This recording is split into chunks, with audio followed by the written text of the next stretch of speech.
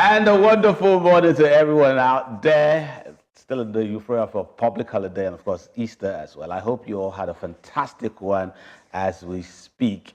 But then, thank God it is Monday, even if it's a public holiday, and people are still at home enjoying themselves. The good thing is that you are with us at this moment, and glued to your TV, and it means that you can engage us on our social media pages across all platforms at Rave TV channel using the hashtag Morning Rave. There's also a WhatsApp number. You can send your messages directly to us and give us a hint of how you enjoyed your weekend and, of course, your Easter celebration as well. Today's a special day because, yes, and because it's an Easter Monday, we're glad that we have a unique guest in the house. And this time around, she is quite different from when you look at other musicians in Nigeria, other singers, and she's a songwriter as well. And she stands out, I must say, when it comes to her own genre of music, if you are familiar with the Netflix miniseries, that's what I'll call it, talking about Anikulapo, and you've had some of the soundtrack there, you will definitely know who I'm talking about. But again, let's just welcome, how would I pronounce your name? Teledalase. Yes, I had a problem with that, even though I'm a Yoruba man, and I'm wondering how do I pronounce that, you know? And that is your stage name, Yes. but other names is Ayomide Ogundipe. Yes, that is correct. Sorry about that, because there's a Yoruba intern within our building, and I asked her, how do I pronounce? She told me, but I don't know. It just went again. Teledalase. Teledalase. What does that mean? It means God's will be done, or like God has the final say. Because it's from the saying, we, no matter what we say. That means I even got what would I call it? The translation wrong, because I was arguing with the intern that it means the creator has authority. I mean, you can also translate I it that way. Yes. So I was right anyway. Yes, you're absolutely right. So you're not wrong. Yeah. Well, first I must commend you. I mean, you sound so different.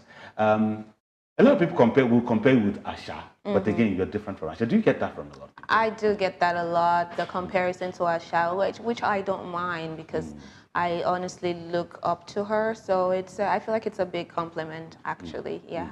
The good thing about it is that you grew up in the U.S. as well, and of course in Osun State. Yes. You know, but you have a good command of the Yoruba language. Yes. And you do that very well. You know, and so I was wondering, do people write for you or you write yourself? I write by myself. Every single. Every single song.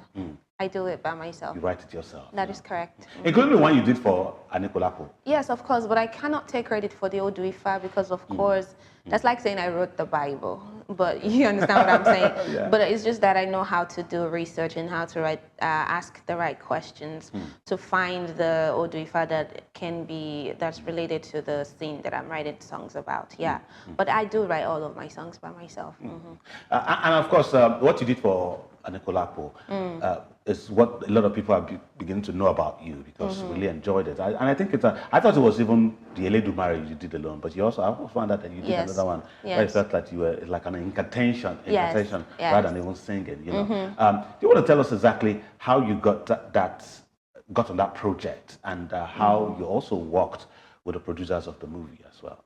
So the Kunle Afolayan found me on Instagram and he sent me a message.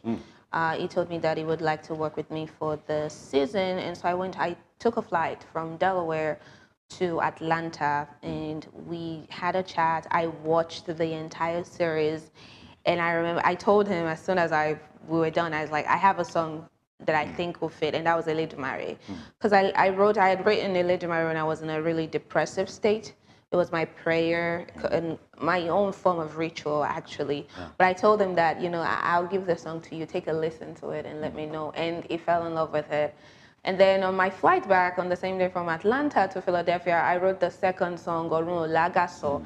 And I got that Orun Lagaso from, I think it was inspired by Ifayemi Elebubon, because he's also the Araba now. And so I had to do research, read a lot of text on Ifa and Yoruba theology, and also get back to the director and be like, is this okay? Is that okay? To get the beats approved, to get the lyrics approved, and then to get the rhythm and the sound approved. So it's like multiple steps. It took a lot of steps to get to that, what I would call a masterpiece of its own. Yes. And I mean, it looks as if you enjoyed the journey, you enjoyed working on the project and the rest. But after that, have you got any call from others to say, "Oh, we'd love for you to be in our own project"? You know, because I do know that in the Nollywood movie industry, we have a lot of such movies, you know, that are culturally themed, and of course from the Yoruba section. How many calls have you received so far signing that? I would say about 3 to 4. I think what I've observed about the industry is that because I've been affiliated with the CAP film, a lot of people think I'm just like centered or like I'm only available to the CAP film. But those that have been brave enough have reached out to me. And of course, I've also reached out to like other people as well, because I'm very proactive. So I'm just like, I'm able to do this. It's not just Isheshe sound or traditional sound. Because I did the recall for the new movie that's out in theaters right now, Recall. And Recall, there's like a love song, which is like iLive and a little bit of fun. And I also did like a little bit of acoustic sound as well with the guitar. So I think it just shows how versatile I can be with sound. Yes. Because that's where I was going to, because in Nigeria, a lot of, unfortunately, stereotypes comes in. You know, you might do something you've done for Anikulapo. A lot of people want you to replicate that, and then the danger is that you might become stereotype.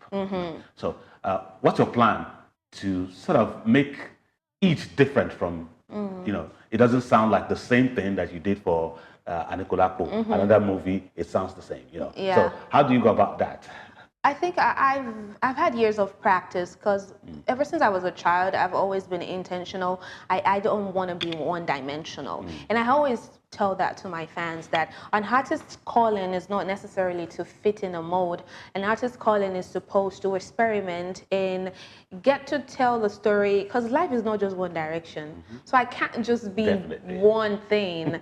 So it's just I have to be super intentional with what I put out. And of course, there's the demand for the sound like that I did for Anikulapo. I can do that, and I can do other things as well. So that it's up to me. I'm in charge. This is my story, and I get to tell it the way I want to. Yes.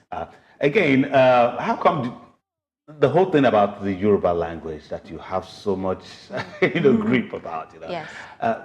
Your fans may look and feel, I mean, you grew up in the US and the rest, and usually in Nigeria, if you have a good command of your language, speak it very well, it means you probably grew up in your mother's village with grandma and the rest. Was that your own experience? So I was born and raised in Nigeria. I moved when I was 17. And the kind of family I was born into is a family of artists and theater and fun, you know. So I've always loved Yoruba language. So when growing up watching all these movies and being exposed to, like, you know, clips from like Dorola Depo and all of that stuff, and watching my mother perform, I just like memorized a lot of things. And I also love to read. So I'm an avid reader of all the works by the late Wande Abimbola. And of course, I'm obsessed with learning a lot from also the Araba, Ifayemi Elebuibon. So I've always just loved my culture in Yoruba language. There's so much wisdom in it.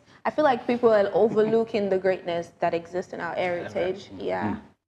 Are you not worried about you not having, because in Nigerian music industry, a lot of people say, oh, no matter what region you come from, you listen to Davido, Wizkid, and the rest. Don't you have a concern that your sound may just be boxed in just the Southwest region where people understand the language? You know? I feel like, to be honest, that's not a tragedy. Everyone has their own calling and direction. What Davido is doing is essential and important, because we do need artists like that. But also for my people, I'm hoping to leave behind a different legacy. We have lots of Yoruba information and knowledge that are stored in archives and stored in libraries. And people nowadays don't necessarily have the time to go to libraries and research or sit down with One Day Abimbola's book. That's where I come in. It is my calling to pass that on to the next generation in a format and a medium that is enjoyable and accessible, because our history did not start with colonization and slavery. And also the current situation in our country is not just where we started from either. So you got to know where you're coming from, because Yoruba people will say, "Oh, do bag or even the forgets its source would dry out." And honestly, we can't lose that, because Yoruba is so beautiful. So I don't mind. I don't mind. Okay. And I mean, you can see how beautiful that language starts, how she speaks it, and it's so wonderful. And because of that, Eledumare, I mean, is one of those things like that. I mean, the soundtrack for the movie Anikulapo, you know, and I would personally, I was touched listening to it, and I would love for our viewers to also have a feel of it.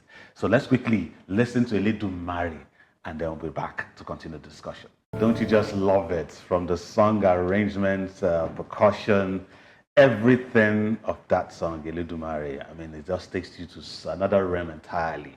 And that's what you bring to the table, I must say. You know. Thank you. Let's go to your new works, your new project. Yes. Looking forward to it. You released an EP in 2024, if I'm correct. That is correct. You know, and of course, there's also other projects that you're looking forward to. I listened and I watched the video of Abidi yesterday, and that was awesome as well. Thank you. Can you take us through that? I mean, the works that you have been in, recent projects, and of course, Abidi as well, and how you, I mean, entirely worked on that project and got it out there. So yeah, my new project, the title of my next EP is called The Bad Wife Has No Tongue. And it's just my own way of telling the story of womanhood from the perspective of a woman that was married, but she was too good. It made her a bad wife. And also to talk about how society can be harsh and react negatively to women when they speak up about their own personal experiences and injustice. The bad wife has no tongue because it has been cut off because she was too loud, she was too outspoken. So that I'm really excited. So I have 5 songs that are centered on love, rejection, isolation, depression, and also kind of like embracing being the villain, being the bad guy. Because a lot of women don't want to be the bad guy.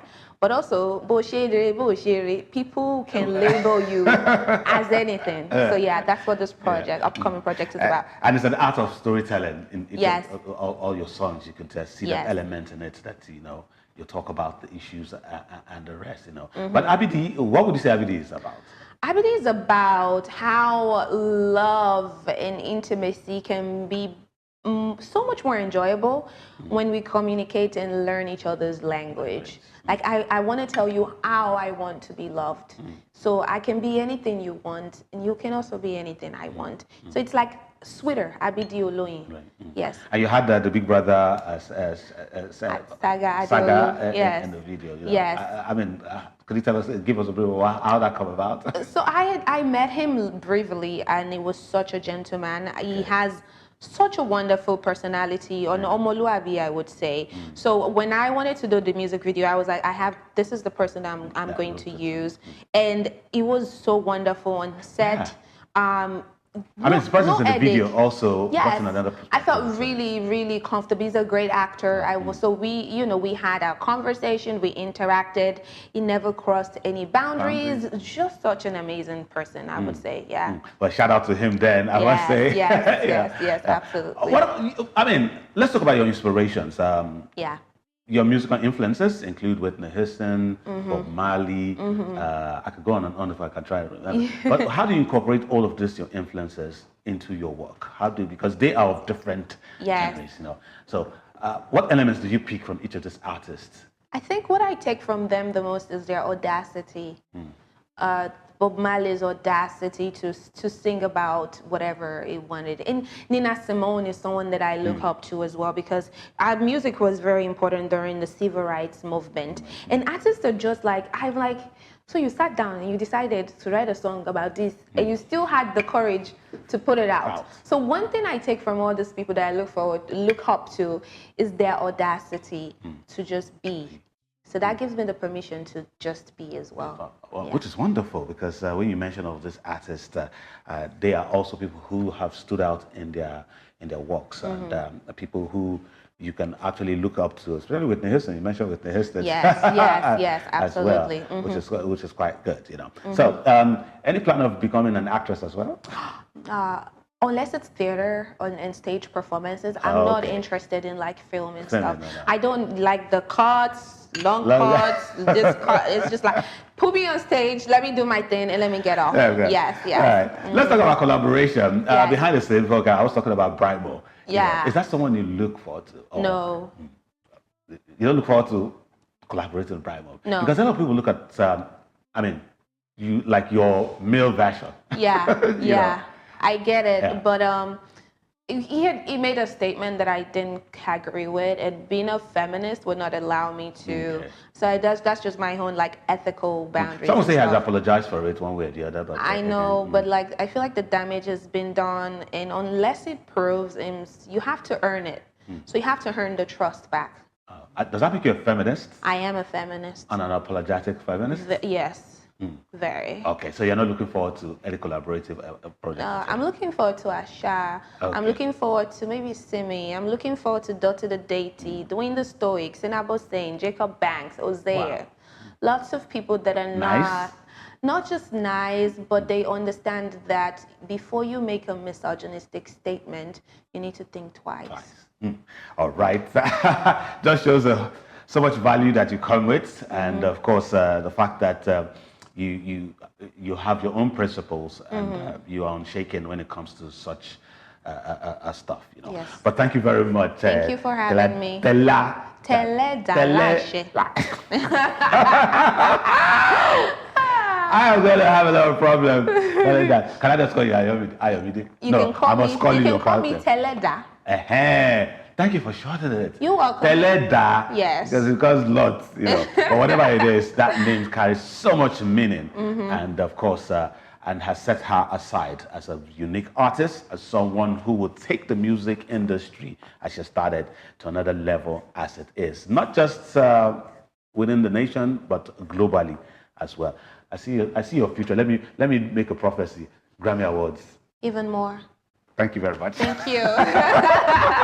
Thanks for sharing your story with us this morning. Thank you so much. I wish you the best going forward. Thank you so much.